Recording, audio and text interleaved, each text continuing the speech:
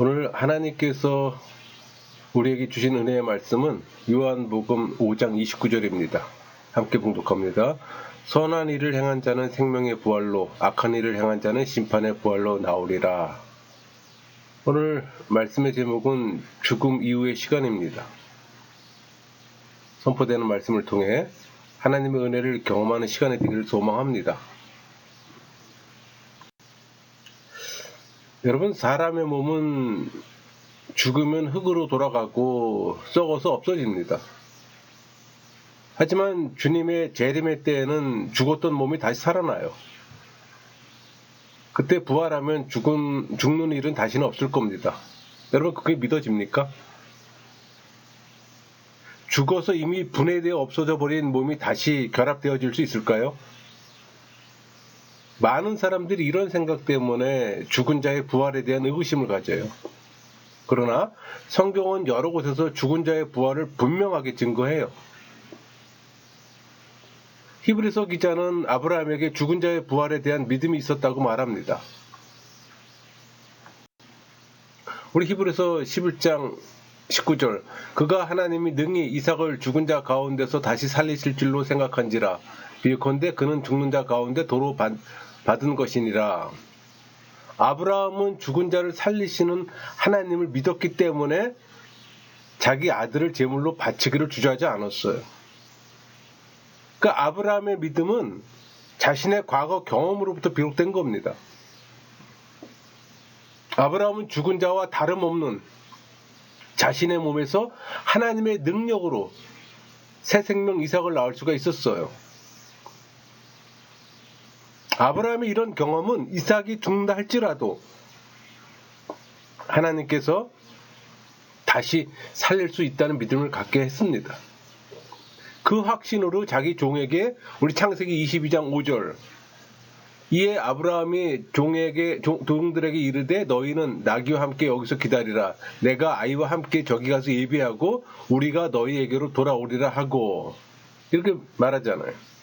만약 이삭이 다시 살 것을 믿지 못했다면 이런 말을 할 수 없었을 겁니다. 여러분, 이런 믿음은 선지자의 믿음이기도 해요. 이사야 선지자 증거합니다. 이사야 26장 19절, 주의 죽은 자들은 살아나고 그들의 시체들은 일어나리이다. 티끌에 누운 자들아, 너희는 깨어 노래하라. 주의 이슬을 빛나는 이슬이니 땅이 죽은 자들을 내놓으리로다. 그리스도 안에서 먼저 죽은 신앙인들의 마지막 날 부활의 영광에 그리스도와 더불어 참여할 겁니다. 여러분, 이 본문은 부활 교리를 가르쳐주는 구약의 몇 안 되는 구절 중에 하나예요. 죽은 자를 살리시는 하나님의 생명의 능력이 이슬로 비유되었어요. 예수님도 죽은 자의 부활을 수차례 말씀하셨습니다.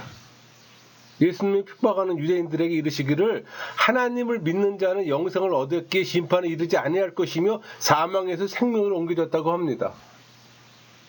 그리고 우리 요한복음 5장 29절, 선한 일을 행한 자는 생명의 부활로, 악한 일을 행한 자는 심판의 부활로 나오리라. 무덤 속에 있는 모든 자가 하나님의 음성을 들을 때가 올 것이라고 말씀했어요. 또 오빠의 죽음으로 슬픔에 잠겨있던 마르다에게 우리 요한복음 11장 25절, 예수께서 이르시되 나는 부활의 생명이니 나를 믿는 자는 죽어도 살겠고, 이렇게 말씀하심으로써 죽은 자의 부활에 대한 소망으로 위로를 받게 하셨어요. 그러니까 예수님께서 당신의 메시아 권위에 대해 알려주는 자기 주장입니다. 나를 믿는 자는 죽어도 살겠고, 예수님은 영생 얻는 방편이 예수의 믿음밖에 없음을 강조하세요. 그 이유는 영생이 하나님의 계약 체제에 속한 선물이기 때문에. 그러니까 계약자는 상대자에게 믿음을 요구합니다. 그러니까 은혜 계약은 그것을 받은 첫사람 아브라함에게로부터 인간편의 믿음을 요구했어요.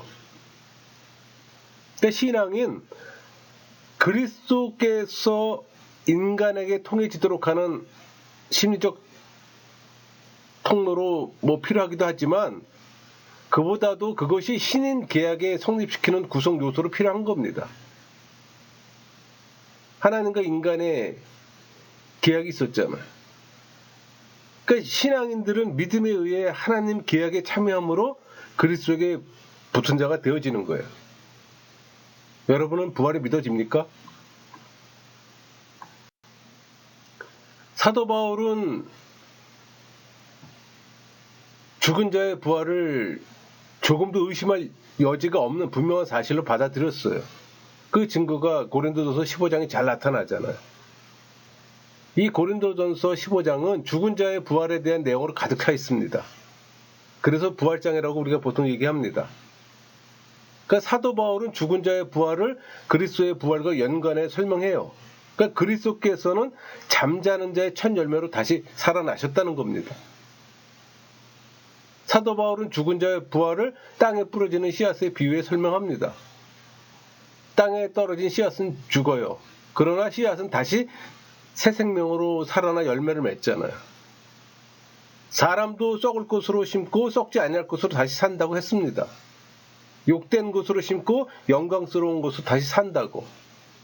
육의 몸으로 심고 신령한 몸으로 다시 산다고 했어요.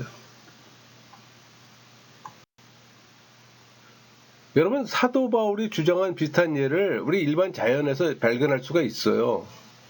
곤충은 죽는 것 같이 보이나 전혀 다른 모습의 생명체로 탈바꿈해서 살아갔잖아요. 겨울에 보는 나무나 풀은 죽은 것 같으나 새봄에 다시 새싹을 내잖아요. 이런 증거들을 통해 우리는 죽은 자의 부활을 분명한 사실로 믿습니다. 그래서 우리는 매주 예배 때마다 사도신경을 통해 몸이 다시 사는 것과 영혼이 사는 것을 믿사옵니다라고 고백하잖아요. 여러분, 우리 부활 이후의 몸을 흔히 부활체라고 말합니다. 근데 부활체는 어떤 상태일까요? 지금의 몸 그대로일까요? 아니면 지금과는 전혀 다른 새로운 모습일까요? 성경은 부활체에 대해 이 두 가지 특성이 다 있다고 가르칩니다. 그러니까 모든 사람들이 부활을 한다고 해 부활의 몸이 누구인지를 알아볼 수 없도록 모두 똑같은 상태로 되는 건 아니에요. 그러니까 부활체는 붕어빵 기계에서 똑같은 빵을 계속해서 찍어내는 것과는 다릅니다. 사람의 몸은 부활 후에도 이 땅에서 살았을 때와 동일한 각자의 고유하고 독특한 특성들을 그대로 유지해요. 그래서 각 사람마다 그가 누구인지에 대한 구별이 충분히 가능합니다. 우리 죽은 나사로와 아브라함에게 서로 알아볼 수 있는 구분이 있었음을 입증해줬잖아요. 우리는 죽음을 대할 때마다 또 이별의 슬픔을 경험해요. 그러나 우리는 장차 부활 후에 각기 다른 특성을 그대로 지니고 있는 그들을 다시 만나는 기쁨을 누리게 될 겁니다. 그래서 신앙은 이런 부활을 기대하는 거예요. 그게 불신자들처럼 그게 죽으면 끝나는 게 아니라, 그러기에 죽음의 이별 앞에서도 마르다처럼 소망 중에 위로를 받습니다.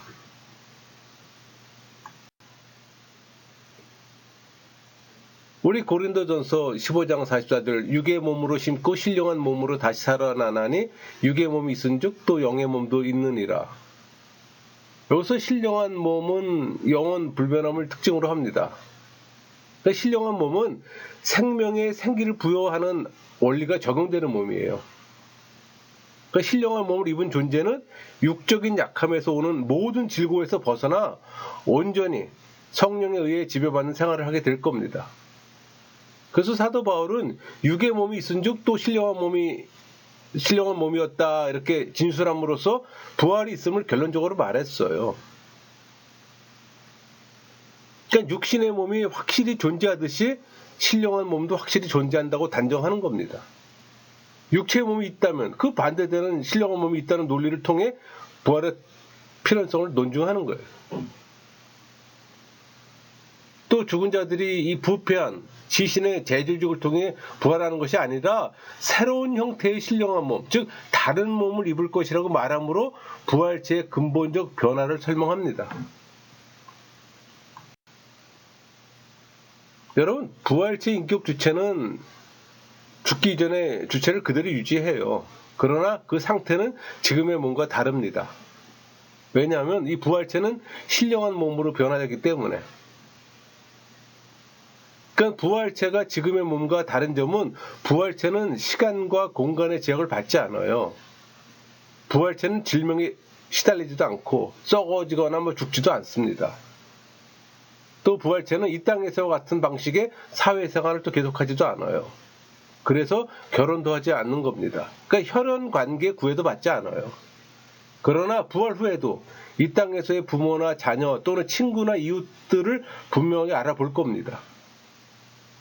그러나 그런 관계가 우리에게 어떤 영향을 주는 건 없어요. 왜? 이 땅에서의 관계는 더 이상 지속되지 않기 때문에. 여러분, 우리 부활하신 예수님을 통해 부활체가 어떤 것인지 예측할 수가 있어요. 부활하신 예수님의 몸은 죽음 전의 몸과 동일하면서 다른 점이 있습니다. 그러니까 예수님은 죽음 전의 모습 그대로 부활했잖아요. 그리고 바로 그 몸으로 제자들과 이야기하고 식사도 하셨습니다. 그러니까 제자들은 그 모습을 분명하게 확인했어요. 여러분도 이처럼 각자의 고유한 특성을 지닌 부활체를 가질 겁니다. 근데 여러분, 부활하신 예수님의 몸에는 큰 변화가 있었어요. 장기문을 통과했잖아요. 구름을 타고 승천하셨잖아요. 부활하신 예수님의 모습 때문에 무덤을 찾던 여인들이나 엠마오로 가던 제자들은 예수님을 몰라봤어요. 그러니까 죽은 자의 부활에는 의인과 또 악인의 구별이 없습니다. 그러니까 죽으면 선악간의 예외가 없이 다 부활해요. 그러나 부활하게 되는 목적과 그 이후의 상태는 차이가 큽니다. 그러니까 의인은 부활을 한 이후에 영생에 이르게 되고 악인은 영벌에 이르러요. 엄청난 차이죠. 그래서 예수님께서는 의인과 악인의 부활을 생명의 부활과 심판의 부활이라는 다른 명칭으로 구별해 부르셨던 거예요. 우리 요한복음 5장 28절 29절 볼까요? 이에 놀랍게 여기지 말라. 무덤 속에 있는 자가 다 그의 음성을 들을 때가 오나니 선한 일을 행한 자는 생명의 부활로 악한 일을 행한 자는 심판의 부활로 나오리라. 신앙인이 참여할 부활은 생명의 부활입니다. 이것은 예수의 믿음으로 얻은 영생을 갖고 다시 살아나 영원토록 하나님 나라에서 그와 함께 살아가는 걸 말해요. 그러니까 주님께서는 이것이 선한 일을 향한 사람들에게 주어지는 상급이라고 말씀하시는데, 여기에 언급한 이 선하다는 단어는 예수님을 믿는 신앙의 기초 위에서 행해진 일체 일들을 가리키는 거예요. 예수의 믿음이 배제된 선행은 어떤 것도 인정받지 못합니다. 반면에 불신자들이 참여할 이 부활은 심판의 부활이에요. 왜? 그들이 악한 일을 행했기 때문에. 그 악 중에서 가장 큰 것이 예수님의 말씀을 거부하고 받아들이지 않는 겁니다. 예수 그리스도가 없는 인생의 모든 행위에는 세상에서는 가치 있는 것이라 해도 하나님 앞에서는 가치 없고 악하고 썩어질 것에 불과해요. 그것을 깨달는 길이 회심하는 겁니다. 여러분, 회심하지 못하면 깨달지 못하는 신비예요. 그래서 성령 세례가 중요한 겁니다.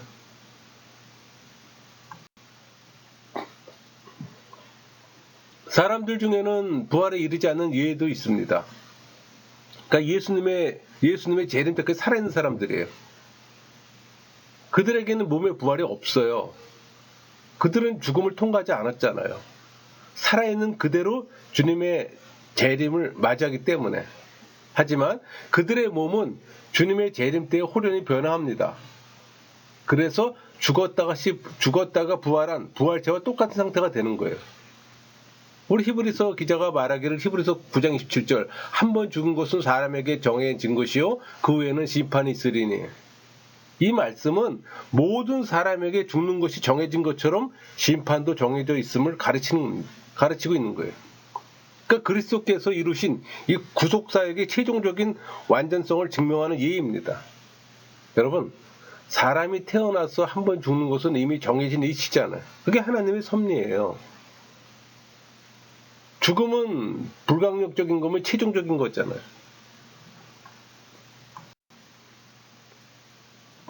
죽은 사람뿐만 아니라 살아서 주님의 재림을 맞는 사람들도 최후의 심판을 받습니다. 이 사실은 우리 베드로전서 4장 5절 그들이 산 자와 죽은 자를 심판하기로 예비하신 이에게 사실대로 고하리라. 베드로의 말에 잘 나타나 있습니다. 본래 하나님께서 소유하고 계시던 심판의 권세를 그리스도께 주셨어요.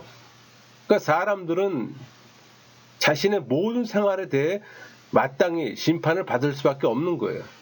여기 베드로전서 4장 5절에 산 자와 죽은 자는 그 당시에 살아있는 사람과 이미 죽은 자들을 말합니다. 여기서 죽은 자는 복음을 듣지 못한 자와 그리스도인들을 비방하는 자들도 포함해요. 또 심판하기로 예비하신 이는 마땅히 심판하는 자를 표현하는 것으로 심판의 필요성을 나타내는 말이에요. 그렇다면 그 심판은 어떤 기준에 의해서 이루어지며 그 결과는 어떨까요? 여러분, 최후 심판은 모든 피조물을 대상으로 합니다. 최후 심판의 대상은 모든 천사들과 사람들이에요. 사탄을 비롯한 타락한 천사들도 모두 심판을 받아요.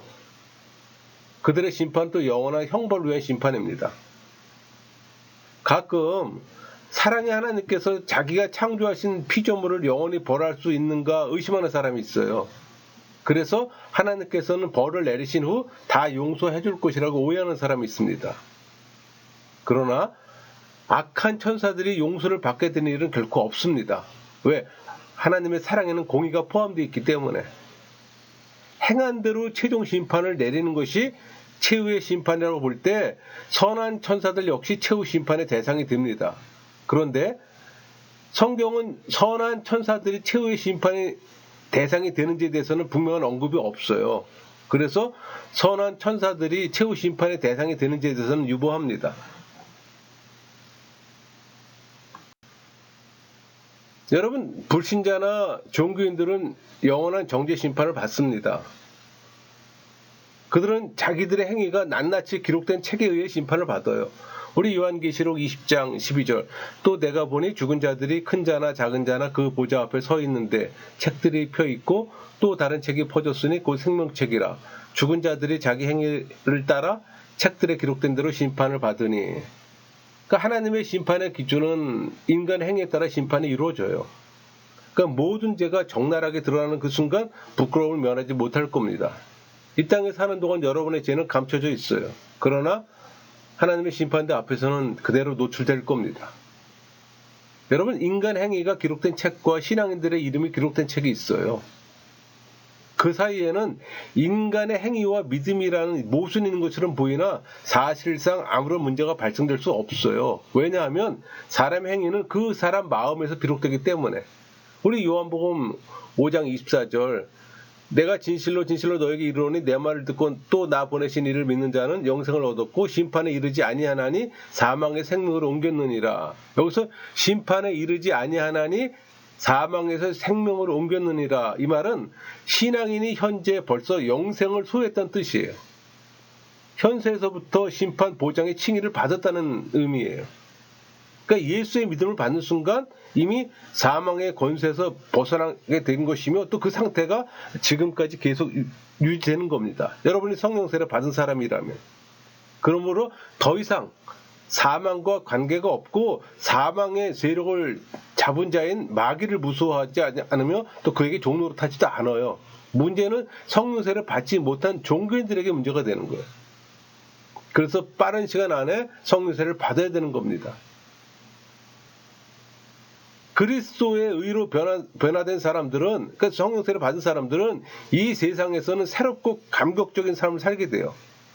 장차 올 세상에서는 하나님과 함께하는 영원한 생명 가운데 막노릇하게 될 겁니다. 우리 사도 바울은 고린도후서 5장 10절 이는 우리가 다 반드시 그리스도 심판대 앞에 나타나게 되어 각각 선악간의 그 몸으로 행한 것을 따라 받으려 함이라. 여기에서 우리는 신앙인을 가리키는 겁니다. 성령세를 받은 신앙인을 가리키는 거예요. 이 그리스도의 심판은 심판에 있어서 1차적 기준이 그리스도예요. 이 심판이 그리스도를 통해 이루어짐을 나타내는 겁니다. 그러니까 그리스도의 재림으로 말미암는 최후의 심판대는 1차적으로 영원한 생명과 영원한 죽음을 구별하는 자리가 될 겁니다. 그러나 그 심판은 신앙인들에게는 그들이 받을 상이 크고 작음을 가리키는 자리가 될 거예요. 이런 의미에서 그리스도의 재림은 신앙인에겐 기쁨인 동시에 도전이기도 해요. 그래서 사도 바울은 죽든지 살든지 그리스도를 기쁘게 하려고 애쓰는 것이 바로 이 심판을 염두에 두고 있기 때문이에요. 여러분, 신앙인의 심판은 형벌을 위한 심판이 아니에요. 받은 달란트를 어떻게 활용했는지, 또 어떻게 믿음의 선한 싸움을 싸웠는지, 또 얼마나 많은 열매를 맺었는지를 살펴서 상급을 주는 심판입니다. 그래서 예수님께서는 악인의 부활은 심판의 부활이라고 하셨잖아요. 성도의 부활을 가리켜서는 생명의 부활이라고 다르게 표현했던 겁니다. 여러분은 악인입니까? 성령세례 받은 성도입니까?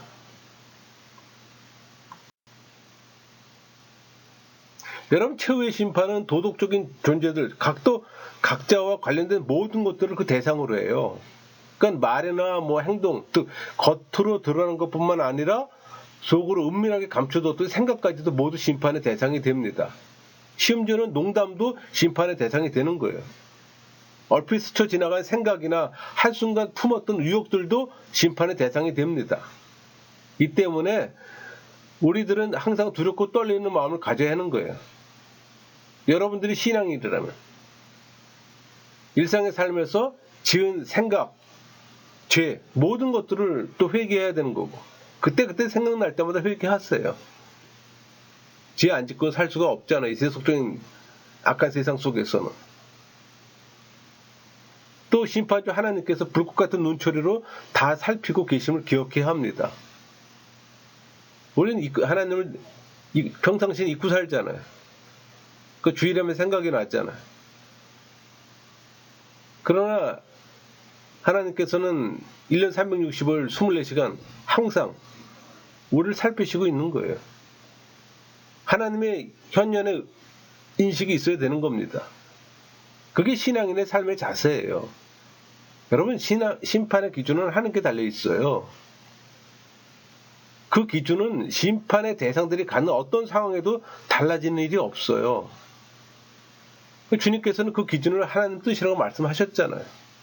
이 사실을 누가복음 12장 47절, 주인의 뜻을 알고도 준비하지 아니하고 그 뜻대로 행하지 아니한 종은 많이 맞을 것이요. 이렇게 예수님 말씀이 잘 나타나 있습니다. 여기서 맞을 것이요. 이 말은 주님의 뜻을 알고도 행치 않는 자가 당할 형벌이 매우 심하다는 걸 강조하는 표현이에요. 그리스도인이란 그리스도 안에서 새 생명을 누리는 특권의 소유자를 말합니다. 그러나 종교인은 그만큼 더 큰 형벌에 처하게 될 겁니다. 하나님께서는 최후 심판의 기준이 되는 당신의 뜻을 이미 우리에게 계시해 주셨어요. 그게 성경이 있잖아요. 그러니까 하나님의 뜻은 자연계나 사람의 양심에도 잘 계시되어 있어요. 자연의 법칙과 도덕들이 바로 그것입니다. 그러므로 우리는 자연현상들을 대할 때나 또는 양심의 소리를 들을 때 또 그것을 통해서 하나님의 뜻을 발견하려고 하는 노력을 게으리해서는 안 되는 거예요. 하나님의 법은 성경 속에 분명하고 정확하게 게시되어 있습니다. 그러므로 우리는 무엇보다도 성경을 통해 심판의 기준을 살펴야 되는 거예요. 그게 신앙인이 종교인과 다른 점이기도 해요. 그러나 심판의 기준을 찾는 것만으로는 부족해요. 찾은 그대로 정확하게 실천해야 합니다. 심판대에서는 알지 못했다거나 상황이 여의치 않아 실천하지 못했다고 하는 변명이 전혀 통하지 않기 때문이에요. 여러분, 모든 심판의 대상들은 각자 행한 바에 따라서 형벌 또는 상급을 받습니다. 악한 천사들과 악인들에게는 영원한 정죄와 저주가 가해져요. 또 그들은 영원한 불못 또는 무적행이라고 불려지는 지옥에 던져질 겁니다. 그곳에는 오직 극심한 고통만 있어요. 예수님께서는 그 모습을 바깥 어두운 데 쫓겨나 슬피 울며 이를 가는 것이라고 표현했습니다. 우리 마태복음 25장 30절, 이 무익한 종을 바깥 어두운 데로 내쫓으라, 거기서 슬피 울며 이를 갈리라 하니라. 선한 일에 매진하지 않고 주인이 맡긴 일에 소홀히하는 종은 주인에게 쓸모없는 자입니다. 이처럼 소극적으로 하나님을 위해 아무 일을 하지 않는 것은 곧 하나님께 배역자가 되는 거예요. 우리 마태복음 25장 30절에 바깥 어두운데, 이 표현은 죄인과 관계 단절을 암시합니다. 동시에 어둠의 세력인 사단이 거할 최종적 심판 장소로 익히 알려진 표현이에요. 또 슬피 울며 이를 갈리라, 이 표현은 끔찍하고도 영원한 징벌을 나타내는 상투적인 문구입니다. 이것이 바로 영원한 사망이에요. 그러나 신앙인들은 심판의 결과로 의인이라는 선언을 받습니다. 그리고 하나님의 양자로서 특권을 누리잖아요. 이런 결과는 이미 성령 세례 받는 순간에 주어지는 거예요. 여러분, 최후의 심판에서는 그것을 공식으로 선언받습니다. 예를 들면 대통령 당선자가 선거를 마치고 공식적으로 대통령에 취임하는 것과 같아요. 그러니까 의인으로 선언을 받는 신앙인들은 천국에서 완전한 축복 상태로 들어가게 되는 겁니다. 그러니까 신앙인들은 선행에 대한 상급을 받아요. 그러니까 신앙인의 선행은 오직 그리스도의 은혜로 말미암는 겁니다. 따라서 어떤 선행도 상급을 받을 이유는 없어요. 그럼에도 불구하고 하나님께서는 신앙인들에게 그들의 선행에 대한 상급을 주세요. 이거야말로 사람들이 누릴 수 있는 최대의 영광이 아닐 수 없습니다. 최후의 심판의 결과는 오직 형벌 아니면 상급 둘 뿐입니다. 중간은 없어요. 그런데 형벌과 상급에는 각각 차등이 있어요. 많이 맞을 자, 적게 맞을 자가 있다는 겁니다. 부끄러운 구원을 받는 자가 있는가 하면 크다 일컬음을 받을 자가 있어요. 그러나 이런 상급의 차이가 인격의 차이를 의미하는 건 아닙니다. 천국에는 높은 자와 낮은 자가 따로 있질 않아요. 모두가 똑같은 하나님의 자녀들 뿐입니다. 우리 로마서 13장 12절, 밤이 깊고 낮이 가까웠으니 그러므로 우리가 어둠의 일을 벗고 빛의 갑옷을 입자. 여기서 밤이 현재라면 낮은 구원이 있는 천국을 가리킵니다. 그리스도의 재림으로 말미암는 종말의 가까움을 표현하는 구절이에요. 그래서 어둠의 일을 벗고 빛의 갑옷을 입자는 결론을 향하고 있는 거예요. 이것은 현재적 경건의 삶을 촉구하는 거예요. 지금은 이미 참빛이 왔기 때문에 낮의 세력이 신앙인들에게 임했으나 실제로는 밤입니다. 그 말은 신앙인들이 여전히 악한 세대에 살고 있다는 거예요. 따라서 지금 절실히 요청되는 것은 죄의 세력에 대한 전투적인 삶이에요. 우리 로마서 13장 13절, 낮에와 같이 단정히 행하고 방탕하거나 술 취하지 말며 음란하거나 호색하지 말며 다투거나 시기하지 말고. 그것은 낮에와 같이, 이 표현은 지금은 밤이라는 사실을 간접적으로 말해주고 있는 거예요. 그러나 사도 바울이 분명하게 말하는 것은 신앙인들이 실제로 낮에 살고 있다고 여기고 생활하는 거예요. 방탕과 술 취한 음란과 호색, 쟁투와 시기, 이런 것들은 나열되지만 이런 행위들은 단정히 행하는 것과 상반되잖아요. 이런 무절제한 어떤 성적인 방탕과 시기로 인한 싸움은 죄된 속성에서 비롯된 거잖아요. 이런 속성을 이겨내지 못하면 파멸의 길로 갈 수밖에 없어요. 사도 바울이 로마서를 쓰고 있던 고린도 교회는 이런 분위기에 쉽게 접할 수 있는 곳입니다. 이 시대와 별 차이가 없었어요. 여러분, 범죄한 일이 있으면 회개하고 악한 길에서 떠나야 합니다. 그럼 그날은 하나님께서 신앙인들을 신원해주는 기쁨의 날이 될 겁니다.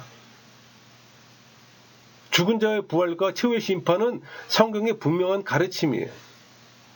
부활과 최후의 심판이 있을 그날이 다가오고 있어요. 죄인들에겐 그날이 두려움의 날입니다. 우리 요한계시록 18장 20절, 하늘과 성도들과 사도들과 선지자들아 그로 말미암아 즐거워하라. 하나님이 너를 위하여 그에게 심판을 행하였음이라 하더라. 하나님의 백성들이 이런 공의로운 행위가 성취되는 걸 보고 즐거워해야 하는 것은 의의 승리 때문이에요.